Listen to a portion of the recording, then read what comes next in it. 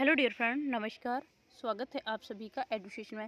Friends, हम लोग BPSC तैयारी 4.0 के लिए सामान अध्ययन सक्सेस सीरीज को देख रहे थे, जिसमें यूथ कंपटीशन टाइम्स की इस बुक को सॉल्व किया जा रहा है। और यहाँ पर आप इस वीडियो में मानसून एवं वर्षा वन क्षेत्र से संबंधित महत्वपूर्ण क्वेश्चन जो तैयारी 1, 2, 3 में आए हैं, उन प्रश्नों को देखेंगे। तो फ्रेंड्स, शुरुआत करते हैं। और यहाँ पर जो आपका फर्स्ट क्वेश्चन इस टॉपिक से रहेगा, जहाँ पर आपसे पूछा गया है मानसून एवं वर्षा से संबंधित क्वेश्चन है ये सारे। और बाढ़ को रोकने के लिए सबसे उत्तम विधि जो है वो कौन सी होती है, ये आपसे पूछा गया है। तो ऑप्शंस में दिया है चराई है, वन रोपण है, वनोन्मूलन है, उपयुक्त में से एक से अधिक और उपयुक्त में से कोई नहीं। तो बाढ़ को रोकने के लिए सबसे उत्तम जो विधि है वो क्या है? तो यहाँ पर सबसे सटीक आंसर जो है आपका यहाँ पर कौन सा रहेगा? तो यहाँ पर वन रोपण जो है वो या वृक्षारोपण इसका जो है सबसे जो है सही आंसर हो जाएगा। ये जो है वृक्षारोपण या वन रोपण जो है वो इसका बिल्कुल सही आंसर हो जाएगा। बाढ़ को रोकने के लिए सबसे जो उत्तम विधि है वो वन रोपण या वृक्षारोपण है। और वृक्ष अपनी जड़ों के माध्यम से बहुत सारा जल अवशोषित करने में इसे सक्षम रहते हैं। तो यहाँ बी नंबर ऑप्शन है जो है वो आपका बिल्कुल करेक्ट हो जाएगा। चलते हैं इसके और दूसरा क्वेश्चन देखेंगे, जहाँ पर आपसे जो है पूछा गया है प्रति व्यक्ति प्रति वर्ष जल उपलब्धता के आधार पर भारत का विश्व में कौन सा स्थान है? मतलब प्रति व्यक्ति प्रति वर्ष जल उपलब्धता के आधार में जो है स्थान पूछा गया भारत का 123वां, 133वां, 140वां और जो है 100वां, और उपयुक्त में से कोई नहीं। तो यहाँ पर जो आपका सही आंसर होगा वो फ्रेंड्स बी नंबर ऑप्शन जो है सही हो जाएगा। और यहाँ पर आप इसकी कंप्लीट व्याख्या देख सकते हैं। विश्व संसाधन जो है संस्थान के अनुसार प्रति व्यक्ति प्रति वर्ष जल उपलब्धता के मामले में भारत 164 देशों में से 133वें स्थान पर है। देश में प्रति व्यक्ति प्रति वर्ष जल उपलब्धता मात्र जो है 1544 क्यूबिक मीटर है, जो वैश्विक औसत 3000 क्यूबिक मीटर से काफ़ी कम है। तो इस प्रकार बी ऑप्शन जो है राइट है। नेक्स्ट हमारा जो क्वेश्चन रहेगा, निम्नलिखित में से कहाँ अक्टूबर और नवंबर के महीने में भारी बारिश होती है? जो ऑप्शन आपको दिए गए हैं यहाँ पर है गारो, खासी और जैंतिया की पहाड़ियाँ, कोरामंडल, छोटा नागपुर पठार, उपयुक्त में से एक से अधिक और उपयुक्त में से कोई नहीं। अक्टूबर और नवंबर के महीने में भारी बारिश जो है होती है, कहाँ पर होती है ये आपको बताना है। तो फ्रेंड्स, यहाँ पर जो है आपका छोटा जो है कोरामंडल तट जो है वो बी नंबर ऑप्शन बिल्कुल राइट हो जाएगा, कोरामंडल तट। और यहाँ पर व्याख्या देखेंगे, अक्टूबर और नवंबर के महीने में लौटते मानसून पवनों के द्वारा बंगाल की खाड़ी से जलवाष्प ग्रहण करने के बाद तमिलनाडु के तटीय क्षेत्रों कोरोमंडल तट में वर्षा होती है, जबकि उत्तर भारत में शीत ऋतु में होने वाली वर्षा पश्चिमी विक्षोभ के कारण होती है, जो रबी की फसलों के लिए काफ़ी फायदेमंद होती है। तो बी ऑप्शन जो है इस प्रकार से यहाँ पर आपका राइट हो जाएगा। नेक्स्ट है क्वेश्चन जो है, शीत ऋतु में तमिलनाडु के तटीय क्षेत्रों में वर्षा होने का कारण जो है वो यहाँ पर आपको बताना है। तो जो शीत ऋतु होती है उसमें तमिलनाडु के जो तटीय क्षेत्रों में वर्षा होने का कारण जो है क्या होगा? लौटते हुए दक्षिण पश्चिम मानसून।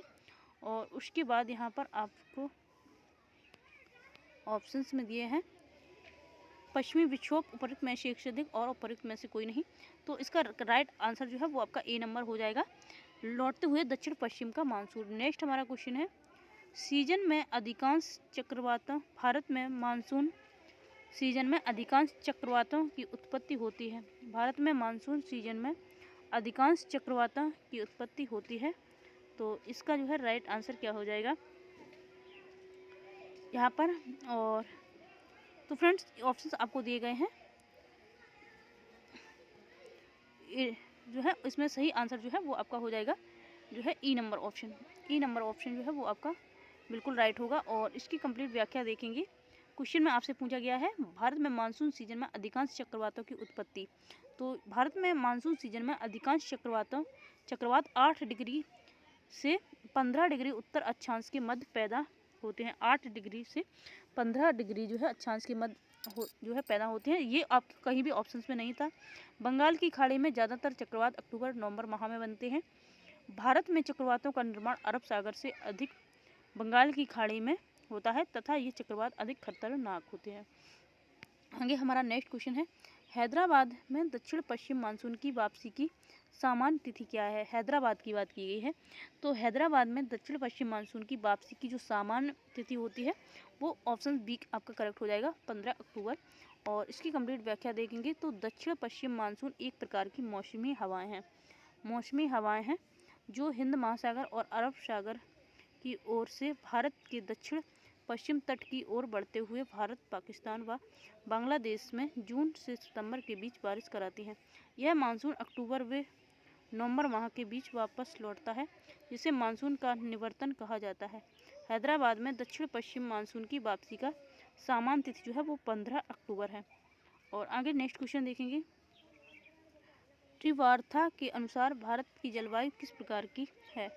त्रिवार्ता के अनुसार भारत की जलवायु बतानी है किस प्रकार की है। तो भारत की जलवायु जो है उपोष्ण मानसून जलवायु है। और यहाँ पर इसकी कंप्लीट व्याख्या आप दे सकते हैं। त्रिवार्ता के अनुसार भारत की जलवायु उपोष्ण मानसूनी प्रकार की है। भूमध्य रेखा के दोनों ओर 30 डिग्री से 45 डिग्री अक्षांशों के मध्य भूमध्य सागरीय जलवायु क्षेत्र विद्यमान है। इसका विस्तार महाद्वीपों के पश्चिमी क्षेत्रों में पाया जाता है। इस प्रकार की जलवायु में ग्रीष्म ऋतु में वर्षा होती है। यहाँ रसेदार जो है पिकृज फलों का उत्पादन होता है। तो इस प्रकार बी नंबर ऑप्शन जो है वो आपका हो जाएगा राइट। नेक्स्ट हमारा यहाँ पर क्वेश्चन है, निम्नलिखित में से कौन सी मध्यवर्ती गंगा के मैदानी कृषि जलवायु प्रदेश में की विशेषता नहीं है? निम्नलिखित में से कौन सी मध्यवर्ती गंगा के मैदानी कृषि जलवायु प्रदेश की विशेषता नहीं है? तो यहाँ आपका करेक्ट आंसर जो है वो क्या हो जाएगा? ऑप्शंस आपको दिए गए हैं। यह गंगा और उसकी सहायक नदियों के अववाह क्षेत्र में स्थित है।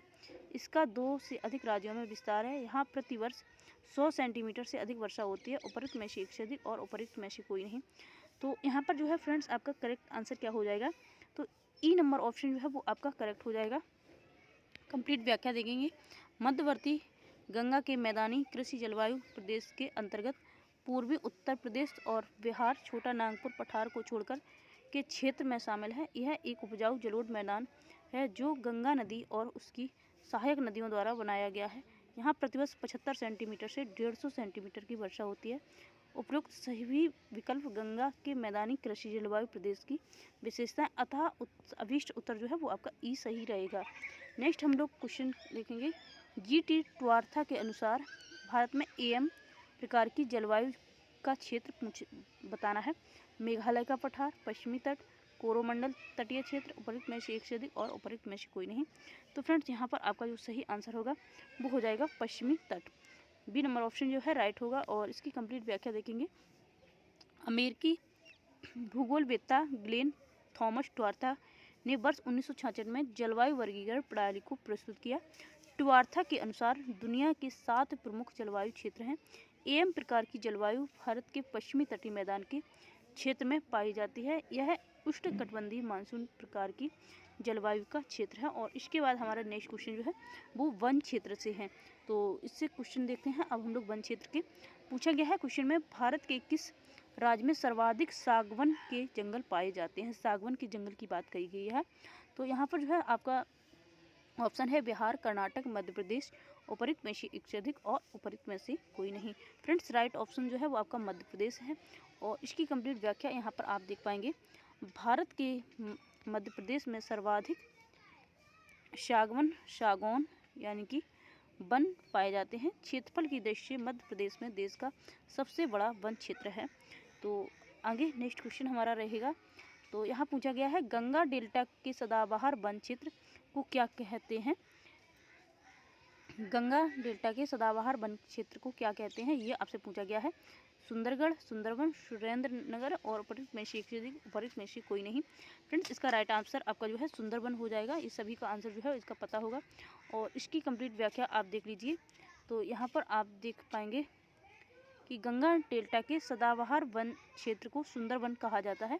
इस क्षेत्र में सुंदरी वृक्षों की सर्वाधिक संख्या होने के कारण इस क्षेत्र को सुंदरवन कहा जाता है। यह विश्व के सबसे बड़े मैंग्रोव क्षेत्रों में से एक है। यहाँ गंगा, ब्रह्मपुत्र और मेघना नदियों की डेल्टा पर अब स्थित है। यह जो है जो आपका सुंदरवन है वो गंगा, ब्रह्मपुत्र और मेघना नदियों के डेल्टा पर अब स्थित है। नेक्स्ट है, कांटेदार जंगल नहीं पाए जाते। तो कांटेदार जंगल नहीं पाए जाते कहाँ पर? कर्नाटक में, आंध्र प्रदेश में, तमिलनाडु में, उपरोक्त में से एक से अधिक और उपरोक्त में से कोई नहीं। तो कांटेदार जंगल कहाँ नहीं पाए जाते हैं? ऑप्शन आपका तमिलनाडु जो है वो राइट रहेगा। और इसकी कंप्लीट व्याख्या आप देख लीजिए। तो कांटेदार जंगल व झाड़ियाँ ऐसे क्षेत्रों में पाए जाते हैं जहाँ वर्षा की मात्रा 70 सेंटीमीटर से कम हो। तमिलनाडु राज्य में दक्षिण पश्चिम मानसून एवं उत्तर पूर्वी मानसून दोनों के द्वारा वर्षा होती है, इसीलिए यहाँ कांटेदार जंगल पाए जाने की अनुकूलन परिस्थितियाँ नहीं पाई जाती हैं। तो इस प्रकार से ऑप्शन जो है वो आपका सी जो है वो सही हो जाएगा। और नेक्स्ट हमारा क्वेश्चन है, घास के मैदान झाड़ झंझाड़ वन बंजर भूमि सरकार और निजी दोनों तथा समुदायों सभी से संबंधित है, उन्हें कहा जाता है, क्या कहा जाता है? सुरक्षित वन, संरक्षित वन, अवर्गीकृत वन, उपरोक्त में से एक से अधिक और उपरोक्त में से कोई नहीं। तो यहाँ पर जो है आपका सही आंसर क्या हो जाएगा फ्रेंड्स? तो घास के मैदान झाड़ झंगड़ वन बंजर भूमि सरकार और निजी दोनों निजी तथा समुदाय संबंधित हैं, उन्हें कहा जाता है। तो उन्हें यहाँ पर आपका अवर्गीकृत वन जो है वो कहा जाता है। सी नंबर ऑप्शन राइट रहेगा। इसकी कंप्लीट व्याख्या जो है वो आप देख लीजिए। तो घास के मैदान हैं, झाड़ झंगाड़ है, वन है, बंजर भूमि सरकार और निजी दोनों तथा समुदाय सभी संबंधित वनों को अवर्गीकृत वन कहा जाता है। आरक्षित वन सरकार की प्रत्यक्ष निगरानी में होते हैं। संरक्षित वन की सरकार द्वारा देखभाल की जाती है। इसमें लोगों को कुछ छूट जो है वो प्राप्त होती है, बाकी का आप जो है यहाँ पर। नेक्स्ट है, भारत में उष्णकटिबंधीय वर्षा वन पाए जाते हैं। कर्नाटक में, हिमाचल में, केरल में, उपरोक्त में से एक से अधिक और उपरोक्त में से कोई नहीं। तो फ्रेंड्स यहाँ राइट आंसर आपका डी होगा, उपरोक्त में से एक से अधिक। और यहाँ पर व्याख्या देख लीजिए। उष्णकटिबंधीय वर्षा वन भारी वर्षा वाले क्षेत्रों में पाए जाते हैं। ये वन भारत के पश्चिमी घाट, असम के ऊपरी हिस्से, तमिलनाडु तट, लक्षद्वीप एवं अंडमान और निकोबार द्वीप समूह में पाए जाते हैं। इस प्रकार अभीष्ट विकल्प जो है वो आपका डी सही रहेगा। उष्णकटिबंधीय वर्षा भारी वर्षा वाले जो क्षेत्रों में पाए जाते हैं। तो यहाँ पर ये वन जो है भारत के पश्चिमी घाट, असम के ऊपरी हिस्से, तमिलनाडु, लक्षद्वीप, अंडमान निकोबार द्वीप समूहों में पाए जाते हैं। तो इस प्रकार से डी नंबर ऑप्शन सही है। नेक्स्ट हमारा क्वेश्चन जो है, भारत में 1952 की राष्ट्रीय वन नीति में उल्लिखित देश के कुल भौगोलिक क्षेत्र में वन क्षेत्र का वांछित प्रतिशत कितना होना चाहिए ये पूछा गया है। तो यहाँ पर जो ऑप्शंस आपको दिए गए हैं 25%, 33% और 39%, उपरोक्त में से एक से अधिक और उपरोक्त में से कोई नहीं। तो फ्रेंड्स वन का परसेंटेज जो है वो 33% होना चाहिए और बी नंबर ऑप्शन करेक्ट हो जाएगा। कंप्लीट व्याख्या एक बार देख लीजिए। भारत में 1952 की राष्ट्रीय वन नीति में उल्लिखित जो आपके देश के कुल भौगोलिक क्षेत्र में वन क्षेत्र का वांछित प्रतिशत 33% होना चाहिए। स्वतंत्रता के बाद की यह पहली राष्ट्रीय वन नीति थी। इस नीति में वनों को 4 प्रकार से वर्गीकृत किया गया है, जो राष्ट्रीय वन, संरक्षित वन, गांव के जंगल और वृक्ष भूमि है। तो इस प्रकार से ये ऑप्शन जो है वो आपका राइट हो जाएगा। नेक्स्ट टॉपिक पर नेक्स्ट वीडियो आपको बहुत जल्द मिल जाएगा। फ्रेंड्स यदि आप लोग तैयारी 4.0 की तैयारी कर रहे हैं और आप अच्छे अंक प्राप्त करना चाहते हैं तो चैनल को सब्सक्राइब जरूर कर लें। वीडियो पसंद आए वीडियो को लाइक करें। मिलते हैं नेक्स्ट टॉपिक के साथ नेक्स्ट वीडियो में। Thank you.